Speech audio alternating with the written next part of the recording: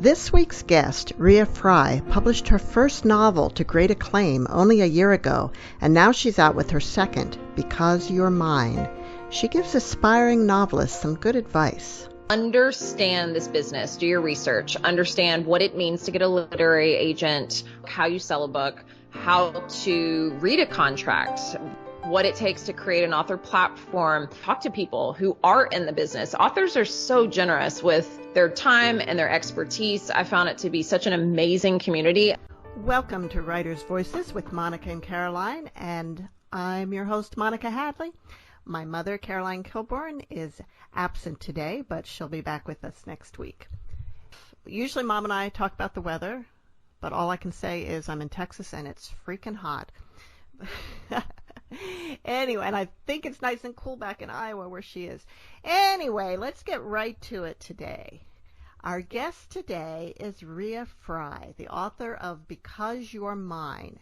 This is her second novel, and Rea has a degree in creative writing from Columbia and 6 traditionally published books under her belt.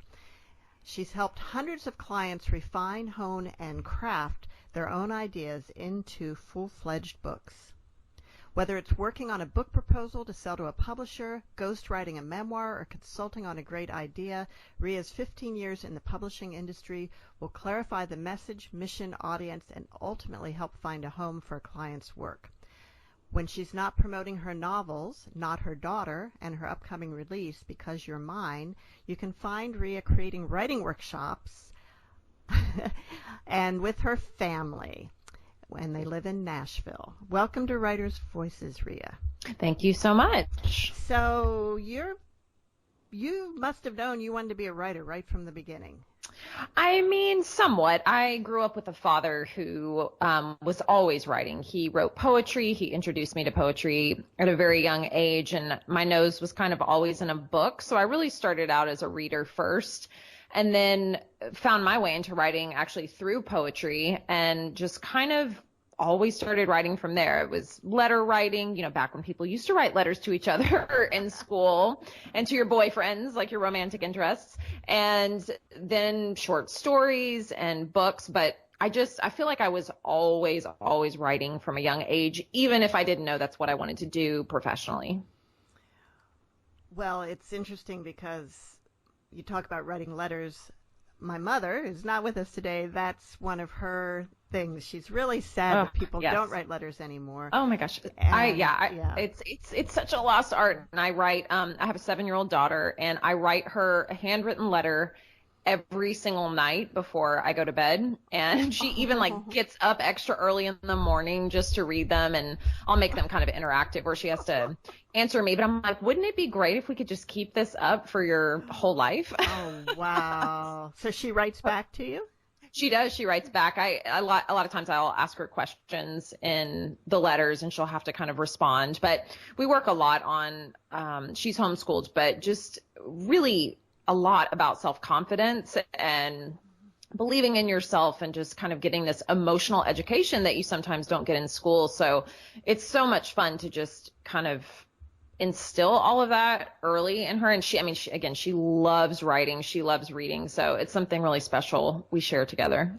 Well, my mother and father's relationship was over letters when they started out, because my mother was at the University of Iowa, and my father's former college roommate from Cornell in New York had come to do a master's program at Iowa. And my father at that point was in the service. He was at, I think, Fort Bragg maybe. And so Dan, this mutual friend of my mother's and father's, got my mother to start writing to my dad. And their entire courtship was via letter.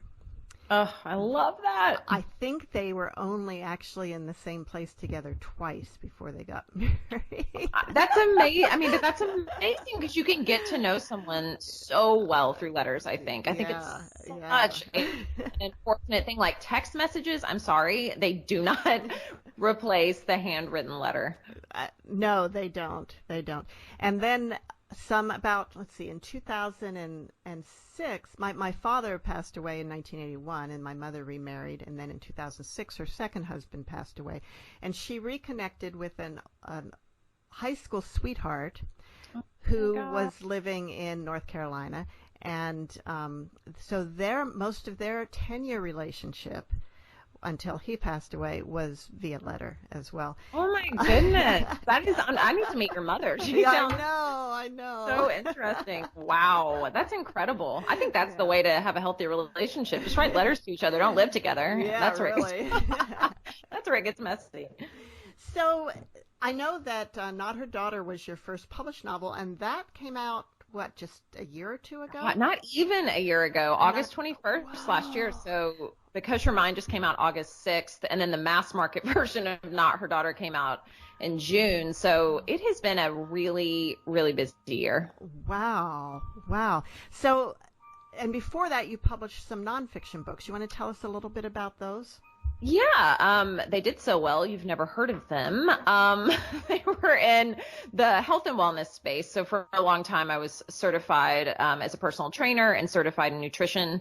So health and wellness has always been such an interest of mine. And I wrote, 4 or 5 nonfiction books in that sector, kind of, just about diet, lots of plant-based eating, Mediterranean diets, things like that, just really taking my love of health and wellness and parlaying it into books. But when those books got published, it was kind of at the start of social media, and my author platform, which is so, so, so important today, just wasn't really where it needed to be to reach readers. So I learned so much from each of those books, and just how important building an author platform really is to sell your book, because this is a business and your book is a product to sell. So now I approach this business very differently now. And obviously, you coach other people to do that as well.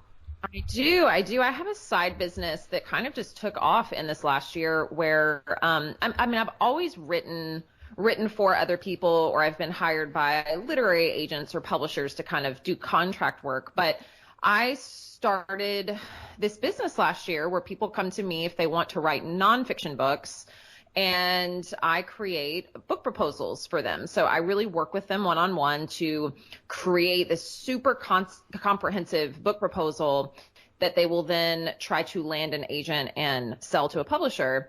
And I've kind of crafted this methodology. I call it kind of my own methodology.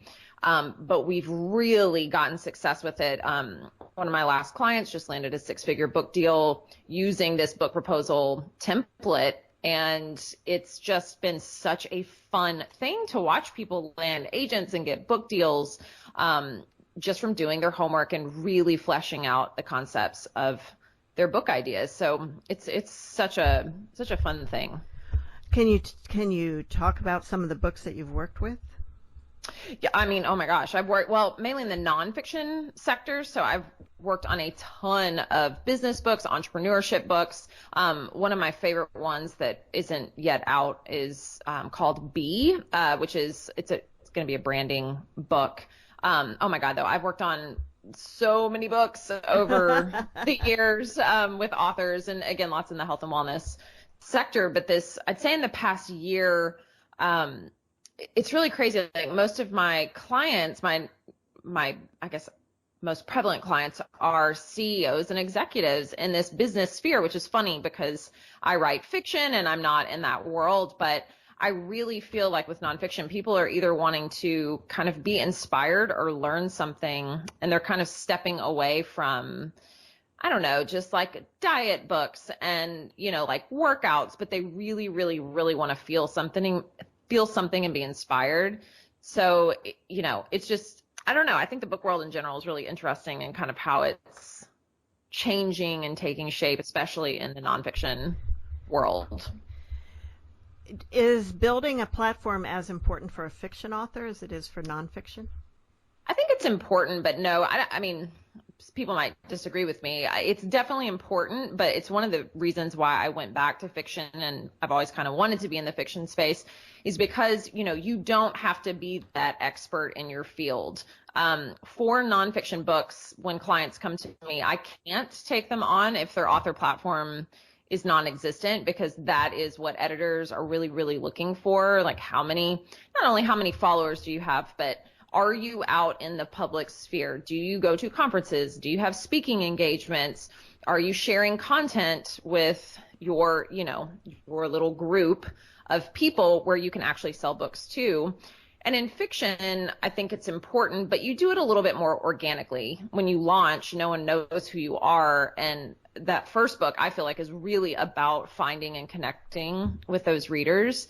And that takes time. You kind of build that book by book. And I do think it's still important because, to be a writer today, it's like you're a publicist, you're all of these things, you're a social media guru, you're all of these things, and you kind of have to hustle to sell your book. But what if you're a writer and you don't like all that other stuff? What do you do? I don't think any writer likes all of that other stuff. I've never talked to a writer that's like, yes, I love posting on social media and, sending out newsletters. And it's just part of the business. And again, I think when you start looking at it like a business and that you're investing, when I hired a publicist for my first book, and I really grappled with that, but I was like, you know what? No one really knows who I am. I'm setting the stage. This is going to be like a startup cost for a business. And once I started looking at it that way and outsourcing some of the things I actually didn't like doing, it became a lot more enjoyable, and then I could kind of learn as I go. But I think it's critical to just understand how this business works, what's expected of you as an author. And it is so much beyond the writing these days. It just is. There's kind of no way around it, because when you write a book, you want people to read it. And in order for people to read it, they have to find you. And as unfortunately, so many people, live online these days. So finding ways where it doesn't feel icky to you or too forced, or if you can enlist help to do all of the things you don't want to do, I think you can still find a balance, I think. Well, how much do you think your experience with the publishing industry and so forth helped in you being successful with your first novel? Because you've had some tremendous success with it. Thank you. It was named one of summer's hottest books of 2018. Publishers Weekly included it in their Mysteries and Thrillers 2018 roundup. US Week included it in summer's best send-offs. And more. And it's been optioned. Yes. You want to talk about that a little bit? Yeah. So, yes, it did. The book did get a lot of buzz and press, which was fantastic. The publicity team I hired, Book Sparks, that I outsourced to, they're really notorious for landing authors on lists. And people don't necessarily click to buy if you make one of those lists, but they're starting to see your book and your name. And hopefully that will kind of eventually get them to buy the book or be like, oh yeah, I've seen that book. So yeah, before the book came out, actually, it was optioned for film. And for people who don't know how that works, it's basically like a production company rents your book for a specific period of time, and they have that specific period of time to make the project. And in this case, they optioned it for a feature film. They kind of sat on it for a little while and then came back to me and they were like, hey, what do you think about TV? Like doing a TV series instead. And I was like, yes, I love that. You mean like Big Little Lies? Yeah, like the streaming. Netflix, Hulu, Amazon Prime. I just feel like that is where it's all, like, I just feel like TV is kind of where it's at, especially for book adaptations.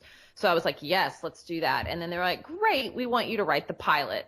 And I was like, well, I'm not a screenwriter, but I will give it a try.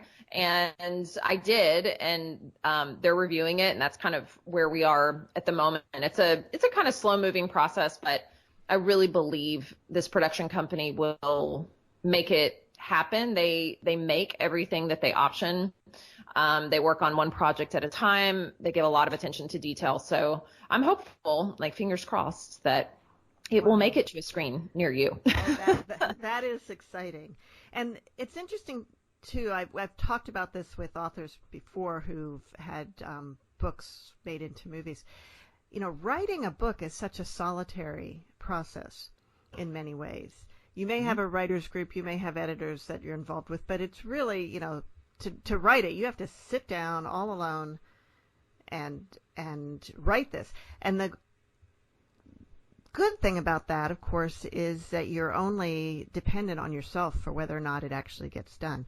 A movie is a completely collaborative effort. And the good thing about that is that you've got, other people supporting and pushing it along, and you're not just sitting alone in your room. But the bad thing is you're depending on all these other people. Yes. So it's really a very different way of expressing your creativity, isn't it? Definitely. No, it completely is. But I will say I'm never alone because I do homeschool my daughter. So I'm never alone. So I have to have very focused periods of time where I'll give her a project and be like, I have to get this done. I'm on a deadline. But yes, relying on other people to kind of have your project come to fruition, which I mean is similar in the publishing industry. You write it and then it's kind of out of your hands, quite honestly. And then once it's published, it's totally out of your hands, and it's, you can't control what readers think about it. And that's actually what I love about screenwriting is because the way I am as a writer, like once I'm done with something, I'm done. Like I don't ever even think about it again. And with books, that obviously doesn't work very well because you're promoting them, you're talking about them. But with screenplays, it's really cool. Like once you're done, I mean, you could sell that project, even if it doesn't get made, and just continue to kind of crank out these ideas. And I know a lot of screenwriters that make a great living just by writing screenplays, but it's kind of nice to just mentally move on to the next thing. And that's what I try to do with my books or projects. So I'm not constantly thinking about how a book's performing. I'm just creating the next thing. Wow. You're listening to Writers' Voices with Monica and Caroline, and our guest today is Rea Frey, author of Because You're Mine. And if you want to learn more about the services that Rea Frey offers to other authors, you can check out her website, which is reafrey.com, reafrey.com. And there's lots of information there. Now, you do workshops as well, correct? I'm going to be starting workshops. Yeah. So I've done a couple workshops like at conferences and things like that around the nature of the book proposal and really kind of distilling it down into each of its components. And because I have, I just got done with a book proposal, but I had like 22 clients at one time, which is a lot because the book proposals are around 100 pages a piece. Mine tend to be like really hefty. And I was like, man, this is so much execution and one-on-one work, which is of course where the magic is. But I want to host monthly workshops where we kind of take a deep dive into it, and it's an accelerated process where you're getting all of this information, exactly how to do it, but then you execute it yourself. So I'm really, really wanting to do that, and also to do it for the novel too, because I edit novels as well, but my kind of quote unquote special sauce tends to be with the nonfiction world. Well, I really want you to do those too. Those workshops. Okay, great. Because they'll be online, right? Will you do it online? I've thought about doing them, actually hosting them, like going to different cities or hosting them in Nashville, starting here, and just having like an all-day workshop. But yes, for cost and time, the online thing is probably the way to do it. Yeah, and you can really accomplish a lot with online, webinars. You can. I agree. Yeah, I do in my day job. I'm a business person, and we're doing business all over the world, and we do it via video conference to a large extent. Oh, it's so nice, right? Yeah, it really is. It really is. So tell me again, I know you mentioned a little bit why you decided to go back to novels. Yes. So, I went to school for fiction writing and then completely got pulled into nonfiction somehow. And I had a really crappy novel published before I graduated college, and I don't ever talk about it because it was just, no one should read that novel.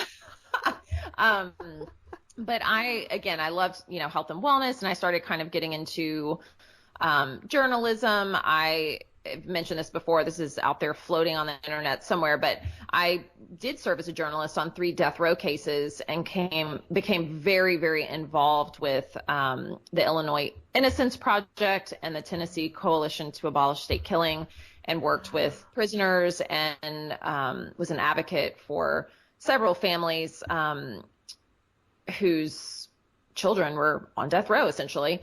So I became so interested in that, and, writing for newspapers and magazines. And, but I always in the back of my head wanted to write fiction. It's just the thing that I wanted to do. It's the thing I went to school for, and kind of for 10 years took the long way around.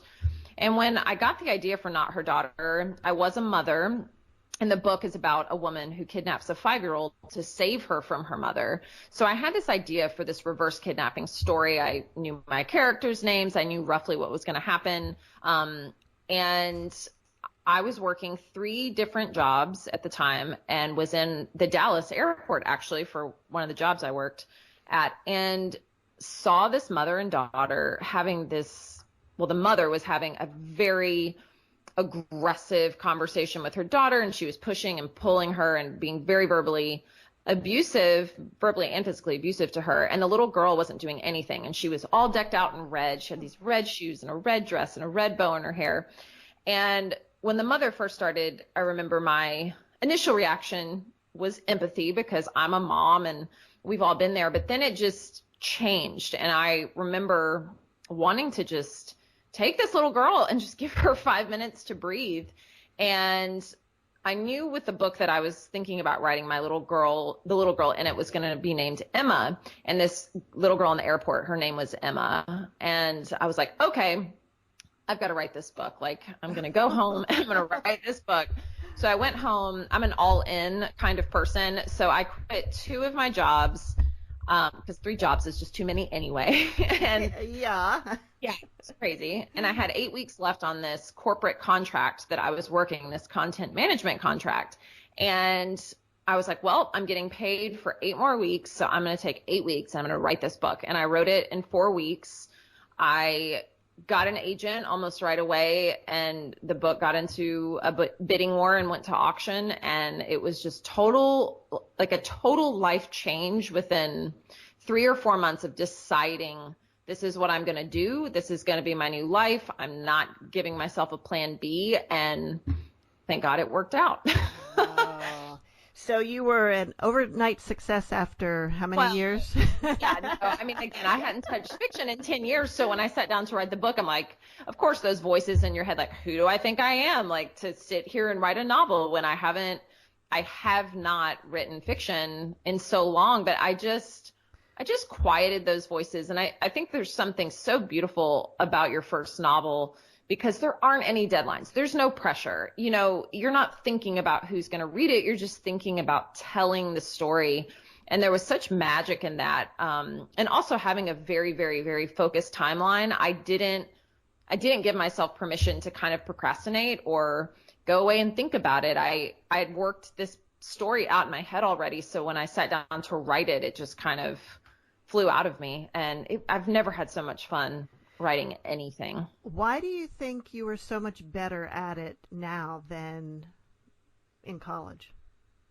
Well, I'm older. I think I've had a life of reading and writing, even if it's not, stories necessarily. I've written other people's stories, and I've always been a huge reader and writer, as I said before. But I think in college, not that you can't write a good book in college, but I didn't have the story to tell. It's like I always wanted to write books, and I had started and stopped a few novels like early on, but I don't know. I think I'm so interested in motherhood and just mother-child relationships in general. It's kind of a theme in these domestic suspense books that I'm writing, and I couldn't have written any of the stories that I've been able to write if I hadn't become a mom. I think it just gave me a different perspective and one that I really wanted to explore on the page. So domestic suspense, is that like a subgenre now? Yeah. So when I wrote Not Her Daughter, I was like, I don't know what genre this is going to be. And they're like, oh, it's domestic suspense. And I said, what is domestic suspense? I don't know what that is. But it's basically, so instead of just a straight thriller or a crime novel, it is a suspenseful novel that really focuses more on character development versus just a strict, who done it. It's more like a why done it. And you really get to know the characters a little bit more. So what are some of, listeners can get an idea of, what type of book this is. What are some of the books they would have heard of in that genre? Oh gosh, there's so many. Well, I mean, honestly, I think, is it Gillian Flynn? I always pronounce her name wrong. Gillian Flynn. Yeah. Gone Girl really kind of started this genre. I mean, again, some people group her into the thriller audience, but Leon Moriarty too. So yes, Big Little Lies, all that. She is a prime example of domestic suspense. Some people would still say she's women fiction with suspenseful elements, but it's, you kind of have women or men in everyday situations that you just kind of want to know what's going to happen. There might be some sort of suspenseful element. Kimberly Bell is another author. David Bell is another author in this genre. Chevy Stevens. There's lots of them. Like if you look up kind of Google domestic suspense, you will find them. But suspense, I mean, I'd say, you could just call it a suspense novel as well. So Because Your Mind is number 2, and has it been released?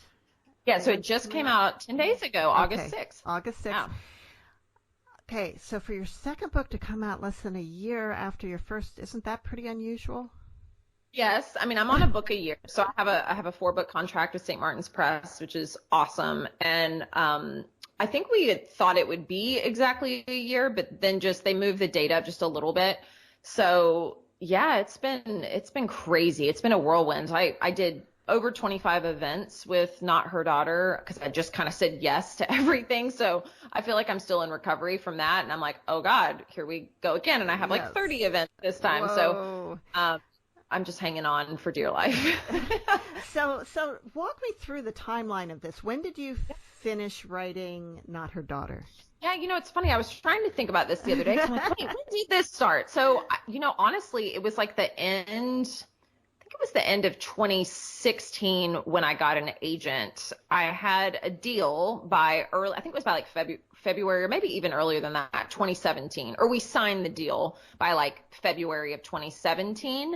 And then the book did not come out until August of 2018. So it's like, well, if I'd known I'd had that long, I would have worked on the book a little bit more. But, are you telling me that you look at it and you see things that you would change? Does any writer not do that? So I don't read my books after they're published. I do listen to them though. So I listened to the audiobook of Not Her Daughter and really enjoyed it. I actually had the same woman narrate Because You're Mine as well, because I think it's such an objective way to listen to your work and just see how it sounds out loud. But I think there are always things that you would go back and change, of course. But I'm also an editor, so I can't look at things 2 days in a row and not want to just change absolutely everything. All right, I have another question related to that, but let's go back. Yeah. So February 17th, you signed the deal. The book came out in August of 18th.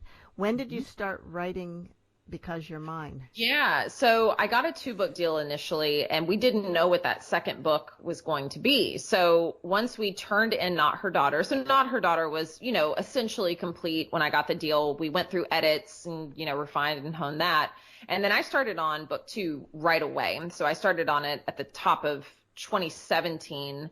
And gosh, I think my final deadline was like November of that year, where it was like we had already gone through the edits and everything should be good to go. And then I think we might have had another round in 2018. But yeah, so the way it works out is I'll always be on deadline when I launch a book. Like I'm turning in book 3, like the final version, in October, but I'll be on tour through like November. So it's Whoa. tricky. It's really tricky to kind Yeah. of get it in. Why does it take so long from the final? Why do the publishing companies need it so far ahead of when they're actually releasing it?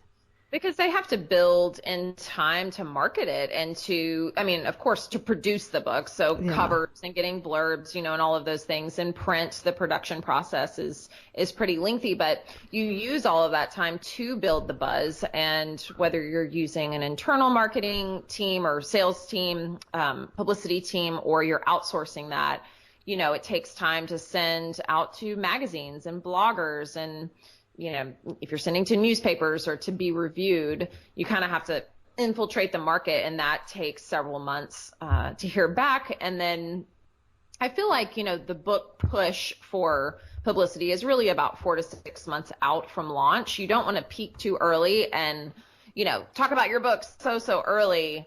And then by the time it gets to launch, everyone's tired of hearing about it. So it's a really delicate balance, but it does take a long time in a world that moves so fast now. It's funny that the publishing industry hasn't really changed in terms of timelines. I know. This is right. Interesting. Yeah. So, yeah, because for you, I mean, you did it faster than most, actually. From the time you were finished that book until it was published, that was quite a bit faster than most. Now, Rea, you mentioned as an editor that, you're always seeing things that you'd change. When you write, do you put the editor mind aside while you're writing, or do you edit as you're writing? I try to put that aside and write first. And then when I go back to add on to something, I always start with editing and just kind of like rereading a few pages of what I've written, and then we'll change accordingly as I go. I would say I edit as I go. I don't wait to get the whole thing done and then go back. I find it's more effective to just kind of, keep going over the first 25, 50 pages and make sure those are polished, and then move on. I will say with the first 2 books, they were kind of like, they weren't as organized and in thought as I probably would have liked, but I picked up this book. Someone had recommended this book called Save the Cat Writes a Novel. So Save the Cat is a book for screenwriters, and a book was written for novelists, and it takes every single genre and it breaks them down into these 15 beats that you need to hit no matter what genre you're in. And it's really dissecting best-selling novels. And usually I don't buy books like that, but it has been such a game changer for me for this 3rd book. And I'll always use it going from here on out. Like, I recommend it to everyone, but it's such a more organized way to do things. And then it makes the editing process really, really streamlined too. So I'm constantly updating the processes. So who wrote that book? Her name is Jessica Brody. She's a best-selling author of a bunch of books, and it is the most comprehensive book I've ever read on how to construct a novel. And again, I just love that it's broken down by genre, so I can go straight to that domestic suspense genre and only pay attention to the things that I need. Or if you're a science fiction writer or literary fiction or whatever it is, it's brilliant and very, very digestible. So are all 4 of the books in this 4-book contract domestic suspense? They are, yes. And then do you think you'll stay with that genre, or do you want to branch out? I think so. I mean, my books kind of straddle women's fiction and suspense, but I really love this genre. I'm so interested in why people do the things that they do and just kind of the darkness that kind of sometimes lurks beneath the surface. So I don't think this genre is losing steam anytime soon.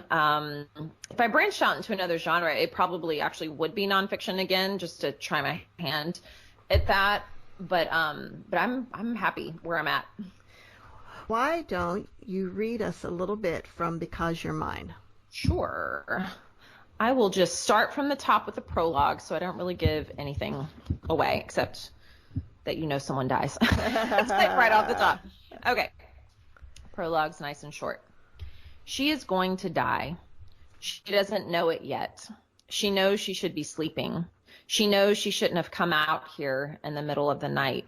She knows she should have skipped the wine. But the girls gave her such a hard time about not making the hike this morning. They'd come off the trail, sweat-stained and endorphin-soaked, ready for coffee, green juices, and egg whites. While they were enjoying nature, she was sleeping, which was the entire point of this weekend. Now a branch pops under her boot. Pine and dirt create a sensory cocktail as the mountain air bites her lungs. The moon is a guiding half-bulb that cranks her skin to the lightness of milk. She struggles to find her footing on the path that weaves in a zigzag. She checks her reception, 2 bars. Her fingers swipe for the phone's flashlight, but she thinks better of it and switches it off. She'll need the battery. Her breath severs into short inhales and sharp exhales as she climbs. She is not a strong hiker, has never been, so why is she climbing a mountain? She is climbing to get away from the secret just revealed moments before, the way it slugged through her body, word by word. She is climbing to get away from herself. She trips over a tree root and steadies her footing. Careful, she warns. It will be a miracle if she doesn't sprain an ankle or get mauled by a bear. The app on her phone shows the peak is half a mile up, the spike of the mountain, a phantom through the swollen trees. Her body spasms the higher she climbs. Her lungs flame. The wine coats her tongue in a sweet black film. The alcohol's effects crush her senses. She surrenders to the discomfort of her limbs and shakes her head in an attempt to clear it. The darkness consumes her as the moon disappears behind a wispy cloud. She exhales into the muted night and releases the pain. She decides to focus only on the hike, the clean air, the sizable stars that pop like diamonds scattered across a black cloth. The wind shoves forcefully at her back and propels her onward. The betrayal stings, but she needs to forget about it now. She sucks a ragged breath. Just get to the top, she murmurs. If she gets to the top, she will have accomplished something. If she gets to the top, she can forget about tonight. The trail makes a sharp left, but she mistakenly steps right. Her thighs quiver and she attempts to right herself. If she gets to the top, she will have done something no one thought. Her right foot swipes altitude as if she is knocked to the side. One moment she is steady and the next she is not. Vertigo consumes her. Her heart stutters and threatens to stop while gravity scrapes her body toward the earth in a relentless wrench. She hears the sound of her bones crack against branches, then the sound of her voice, a startled whisper instead of a terrified scream. She anticipates the pain, the silent reel of her life making its final playback in the few seconds she has left, the reckless, ill-timed decision to take a midnight hike, the lies, the secrets, the truth still burrowed inside, tangled and safe. Her, him. She battles for breath while she falls farther, faster, and harder. Her child's face blasts into her mind, motherless, as the ground hurtles into view. She can see it swimming toward her in a swath of green, jagged black rocks and skinny trees. She keeps her eyes open. Here in death is where she will finally be brave. She stops the questions, the panic, the wonder, the wild, unexpected truth, and feels a small punch of relief. It's all going to be over. Her life, her history, being a mother, everything, gone in an instant. Her arms blade through the night. Her legs flutter through nothing. Now it's just air. Stars blur the inky sky. Trees whiz fast motion around her. The shrill, displaced leaves, awakened birds, mossy boulders. The path shrinks. She plummets face down. Is she ready? She thinks only of her child as she smashes into the earth with impossible speed, her torso skewered between trunk and rock. There is a final anguished breath and then nothing as her scattered and torn body comes to its premature conclusion and sits undisturbed until daybreak. And that is Rea Frey reading from Because You're Mine, and this is Writer's Voices. So, Rea, I know that you had the story pretty much in place in your mind before you started writing your first novel. How about the second one? No. Pretty much the opposite of the first. No, no clue what I was going to write. I, had an idea, and it first started out more as women's fiction, but I had an idea for a book, and it was born of where I was in my life. So I had, my daughter at the time, who was a couple years younger than she is now, and I had several girlfriends who were raising only children as well. And we would go to the park and meet up, and we would talk about, what would happen if one of us died and left our child without a guardian. I mean, God forbid that would happen, and most of us have family or, partners, but for those who don't, like, what do you do in that situation? And could you ever entrust a friend to watch your child? So it kind of started out that way. But then as I dug in a little bit, the book kind of focuses on these three characters who are in different places in their lives. And when the book starts, they're all hiding something. They all have secrets. And as we just heard, someone dies, obviously at the beginning of the book. You don't know who it is until about halfway through. And in the aftermath of her death, all of these pasts and secrets kind of come to life. And I wanted to have the reader take away the question or ask the question, how well can we ever really trust our friends? Because I think we all portray this like everything's okay, vision to the world, especially in the age of social media where we're constantly posting the pretty pictures of our lives instead of, what is going on behind closed doors or in the locked, recesses of our minds. And in this case, there is a character who has a lot of darkness, very, very much a sociopath. And you honestly don't know the truth until the very last page. So my hope for the reader was once they get through this book and know the truth, if they went back and kind of reread it again, it would read like a totally different book. Not that anyone's going to read it twice, but it was still fun. Well, I will admit that I was surprised. And yes. And I thought I had it figured out, and it seemed to be playing out the way that I thought it was, and then suddenly it wasn't. Yeah. So without giving any spoilers there, and it wasn't. But it's not just one character who has some dark secrets. No, you are correct. Yes. Yeah. Yes. Yeah. So each of these three main characters, yes, they all have things they're kind of trying to run from,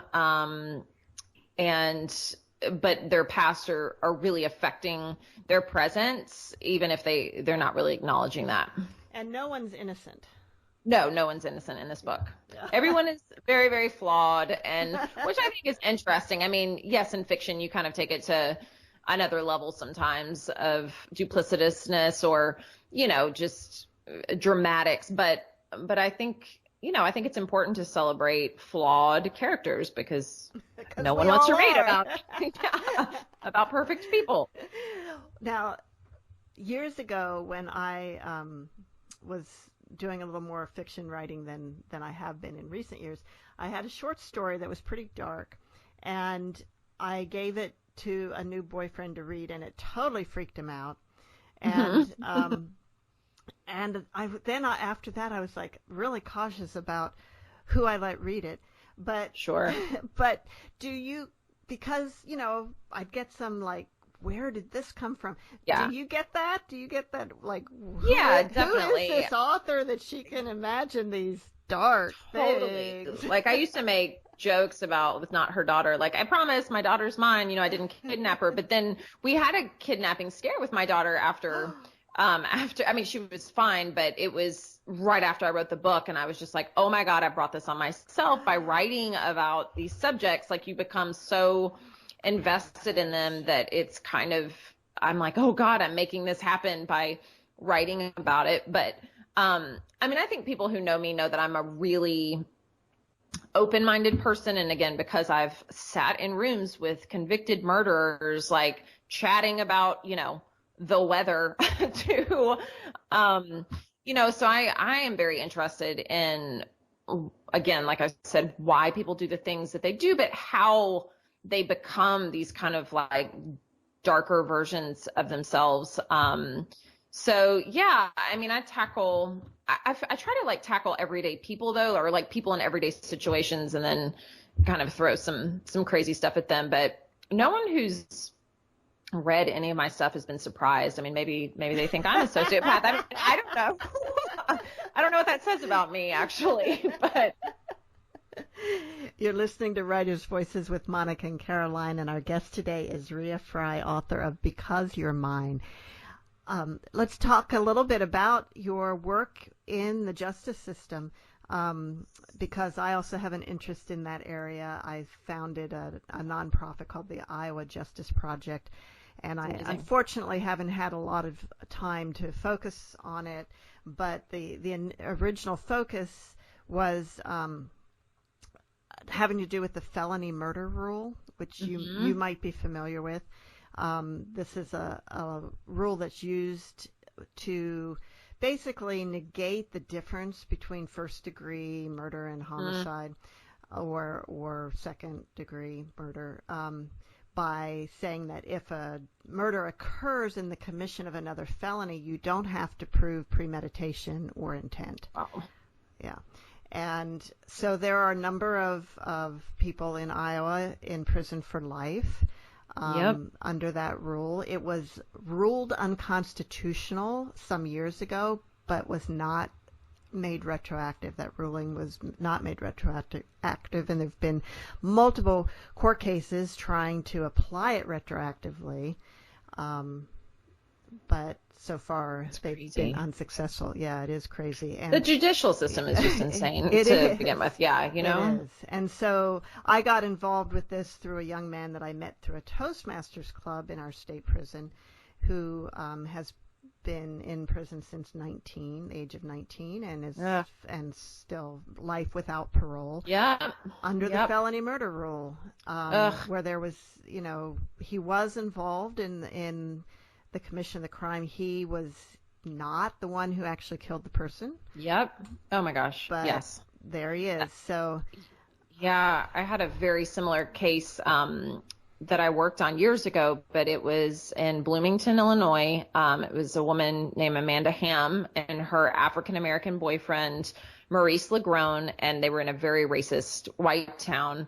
And they were accused of drowning her 3 children. They went to a lake one night. They parked the car on a kind of like a boat ramp, and the car, the front wheels, Maurice was driving and he went to park it. That's just kind of like what people did on the weekends.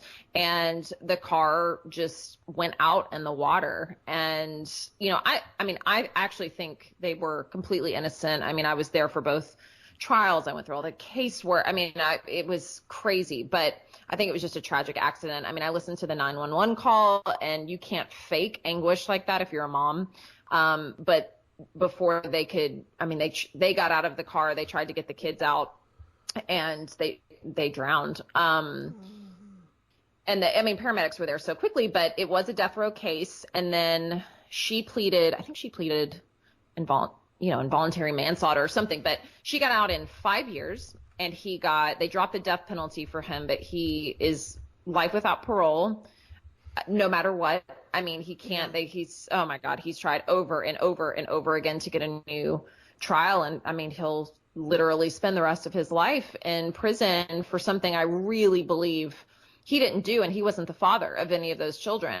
And since then, Amanda has had 3 more children since she's been out of prison, and I think still lives in Illinois, but, God, it's such a tragic case. Oh yeah. Yeah. And then there's the whole issue of even if someone had insufficient, counsel or inadequate counsel, if they don't file things by a certain time, oh my gosh, then you're not allowed to bring anything up. So the idea is that finality, that finality is more important than justice, really. Exactly. You totally nailed it. And I remember I worked with a prisoner here who he was executed, and I spent the last day of his life with him, and he was on death row for 27 years. Again, maintained his innocence, which I know a lot of people do, obviously, when they're in prison, but he was just like, I would not be here if I'd had a competent lawyer. He was Yeah. like, don't ever get caught. Like if there's something or you're in the wrong place at the wrong time and you don't have money, you are in trouble, which is so sad. Yeah, It's so sad. and a lot of people have learned this lesson. Unfortunately, my guy did not. Was you take the plea even if you're innocent. Yeah. Oh, and to have to live with that. I mean, the whole idea of the plea is just unbelievable to me. Like it's all, I don't know. It's just crazy. The rules are crazy. I mean, it's people's lives, and it's astonishing how many innocent people are put to death every year still. Yeah, and we don't have death penalty in Iowa. Yes. Which is a good thing. Yeah. But life without parole is also pretty harsh. Oh, absolutely. It's pretty harsh. I agree. And it's how do you feel about, our prison systems have pretty much done away with the whole idea of rehabilitating. There's very few resources. I was just going to talk about that. Yeah. Yes. So I'm actually working on a book proposal with someone about reentry for veterans into society. And I feel like it's the same thing with prisoners. There is no healthy transition into life, like to reacclimate to everyday life and to, spend the time and resources to rehabilitate them or help them get jobs and, just everything. I mean, that's why so many people end up back in prison, because they do not know how to function in the real world because they're not treated as humans. I've known so many people who have gotten off of death row after, 20 plus years, and they were found to be innocent, and they finally were released, and they don't last long because they just there's just no help. And the other thing that really upsets me, and it may seem minor to some people, but it's the fact that our system makes it as difficult as possible for families to maintain a connection with inmates. Oh my goodness. And one of the examples of that is the phone system. Yes. And how expensive phone calls used to be. Now, I think it's maybe getting a little bit better, but it used to cost about 10 times as much for an inmate to make a phone call to a family member in the state of Iowa as somebody out on the street making that same phone call. I mean, it's unbelievable. And that connection to any kind of support system is crucial, I think. I mean, you're not going to find it within the prison system. And yeah, I mean, right. And I somebody was making huge amounts of money off of that. Oh, totally profiting off this misery. It's all money. Yeah. Don't even get me started. Well, I had an interview a few months ago with an author that, if you're not familiar with her, you might want to check out her book and maybe even get in touch with her. Her name's Rachel Kushner, and the book was The Mars Room, and it's actually set in a prison, but she had worked with in criminal justice, Oh, nice. from this angle too, and so I think you would have a lot in common. Oh yeah, I would love to connect. Yeah. And also the book I'm reading now for a future interview also has a main character who is trying to is working to get rid of private prisons. And is framed for a crime because the prison guards union doesn't like what she's doing. Oh my gosh. What book is that? That is called, what was the name of that one? I think it's Justice Makes a Killing. Ooh, okay. To look out for that. Yeah, let me just double check on that while we're talking. And while I'm looking for that, Justice Makes a Killing by criminal defense lawyer turned author Ed Rucker, Rucker. So, cool. Okay, great. Yeah. So, do you think some of your books might that prison might play, some of your experience with inmates and death row might play a part? Yeah, maybe. I mean, it's funny, but it's not funny, but I have so much material already with just, no, I mean, I would write letters, going back to the letters when we first started this, but just write letters to these prisoners back and forth, and just have journal. The guy who I worked with who was executed, I have his journal. It's like last days on death row. And he wanted his story to be a book, but I actually thought about writing a book called Man-Made Monsters and profiling several different, convicted murderers, but just really doing a deep dive on kind of how they got to be this way, or what circumstances happened to put them in the situation that they're in.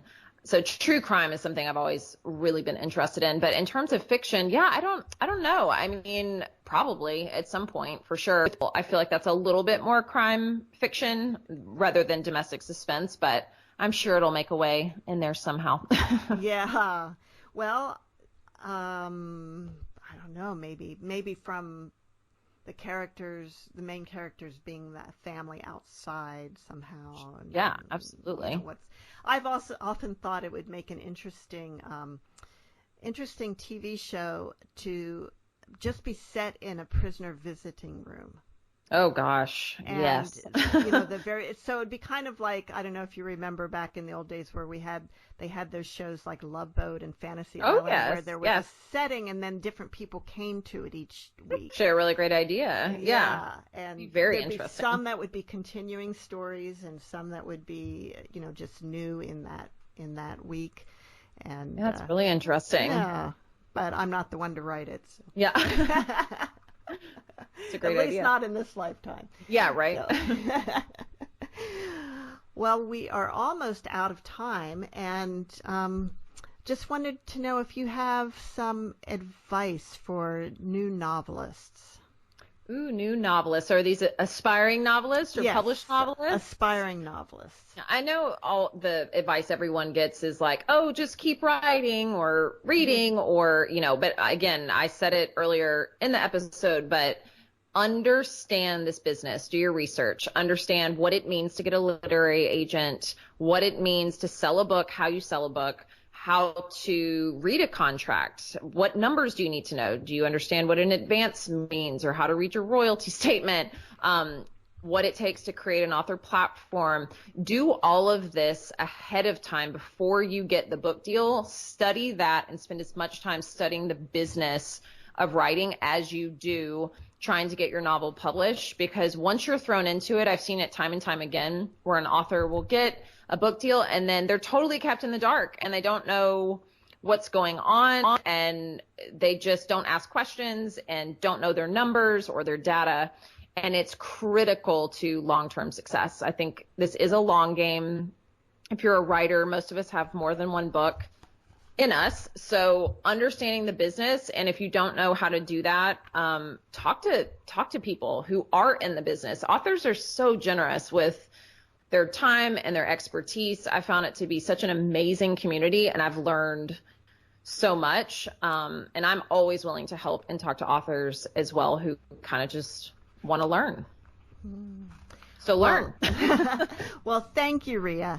And normally at the end of the show, we have a quote from my mother, but since she's not here today, I'm going to read one from your book.